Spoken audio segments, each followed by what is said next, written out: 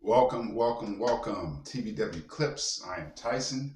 Today, Hunter Biden. Well, we all know Trump was found guilty, 34 felony counts. Hunter Biden, this is historic too. First time in history a sitting president's son has been on trial. Gun charges. Let's find out how his trial went, huh?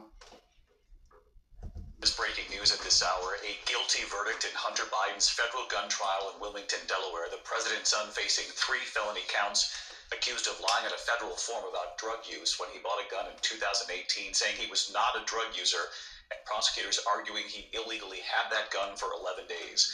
After deliberating for about an hour on the first day, about 2 hours today, they have found him guilty on all 3 charges. Count 1, making a false statement in the purchase of a firearm. Guilty of count 2, making a false statement related to information required to be kept by a federal licensed firearms dealer, and guilty on count 3, possessing a firearm by a person who is an unlawful user or addicted to a controlled substance. So again, the breaking news at this hour, Hunter Biden found guilty on all 3 felony charges. So Hunter Biden pretty much lied on the documents he sent in to be able to get a weapon, a firearm, right? Yeah. We need to go after everybody who does this stuff then, right? Lying on applications to purchase anything. I don't know. I think there are other things you can get Hunter Biden on. This seems like real low on the totem pole. I don't know if he's going to get any jail time or anything. Probably not, right? Probation, maybe. But this isn't too big to me. Because my thing is, you have to go after everybody who's doing stuff like this, and they don't. So to pick and choose certain people to go after, I think is unethical. You're just picking out the ones you want, or do you have just certain prosecutors that are doing their jobs while others don't do their jobs? Because several people, they're in like gun fights, gun charges, right? They're out the next day. Well, maybe having gun charges don't really come with harsh sentences. But I think that they should, especially when they're left-leaning, because if you're left-leaning, you're for gun control, from what I've seen and noticed. You're for restricting citizens from having guns to lessen gun violence. That's what I would think. But the people who are doing majority of the gun violence are people who unlawfully have these guns, weapons. They're the main people. So if you give them a harsher penalty for having illegal guns or weapons, then they would think twice about it. I think more people would think twice about it. But I think because you have such lax gun law penalties as people who unlawfully have weapons, have guns, their penalties are very low when they should be more severe, especially if your thing is get rid of guns because of gun violence. Makes sense. But I doubt if he's going to get any kind of time here.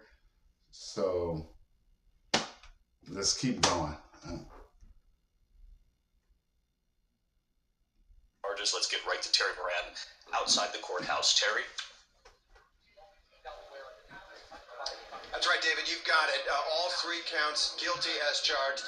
About 3 hours of deliberation. 1 hour yesterday, 2 hours today. The jurors got to work, and they came through with this verdict.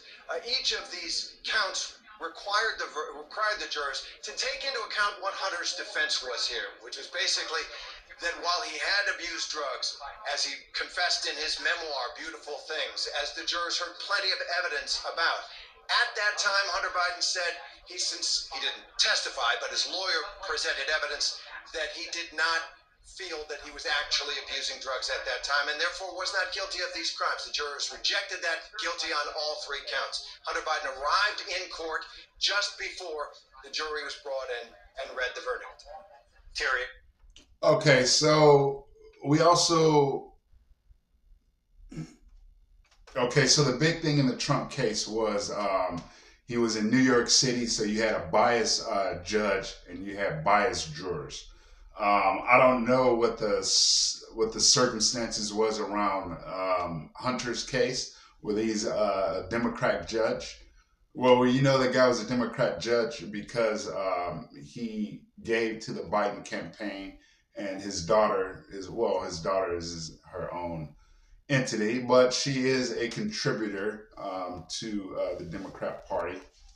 So here, I don't know if the judge was Democrat or Republican, if they gave to either side. I don't know the jurors, if the jurors are mostly Democrats or Republicans, but Democrats can make the same argument Republicans are. Hey, this is a Republican judge who was biased along with a Republican juror, all right? Let me ask you about the show of support in the front rows of that courtroom. As we know, the First Lady, Jill Biden, there supporting her son every day but one in this trial. Multiple members of the family and friends close to Hunter Biden, all there. We know in the closing arguments, the prosecution, well aware of that image right there in front of the jurors, saying of family members, the First Lady, the friends who had gathered. Essentially, that does not matter here. That's exactly what they said, David. None of that matters. Pointing at the Biden family, at the First Lady, who was here almost every day, took a whirlwind trip to France to join the president for the D-Day commemorations, and came right back to be with her son. And yet, it was part of the closing argument of prosecutors there. Prosecutors saying no one is above the law, no matter what their name is, no matter who is in court. And Terry, the defense, Hunter Biden's defense team, had tried to argue in closing arguments that the prosecution, while they had ample evidence that Hunter Biden was a drug user, that the window of time directly surrounding the purchase of the gun, the defense had argued the prosecution had not made the case that he was using drugs in that, that window of time, that very small window of time. But apparently, the jury didn't buy that. They didn't buy it, and in part, David. I don't know how it works. If you're like on drugs, how would they know that if you're writing it down on to get a gun license? How would they know that you've had alcohol, drug problems, or addictions? I don't know. And if you are, what's the time limit from you not being on drugs that you would be able to purchase a weapon? I don't know. Is it like you have to be sober for 90 days, then you can get a weapon? A year? 6 months? I don't know. But it seemed like this time frame was very short, very little. Like he just got off of drugs from going to counseling. So because of that, he thinks that he's no longer a drug addict. And they say it was a short period of time. So on his application, he's like, hey, I'm not a drug addict anymore. I just went through all the 12-step program, whatever he had to go through. He finished it. And so now he's good. Now he's able to purchase a weapon. I don't know. I don't know what the time frame is. Let me know down in the comments if you do know. Appreciate that.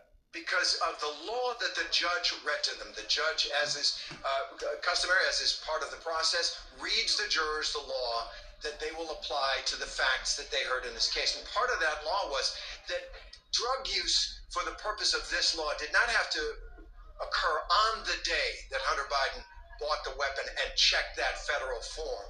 That it could be evidence of a pattern of drug abuse or drug addiction around that. And that certainly was clear in this case. So the defense was fighting an uphill battle, not only really against the facts, but against the law as the judge gave it to the jurors here. Now, I should say that in court, The defense, as is customary, right after the conviction was announced, renewed an appeal for an acquittal from the judge in order to preserve an appeal, and gave notice essentially that they will appeal this case.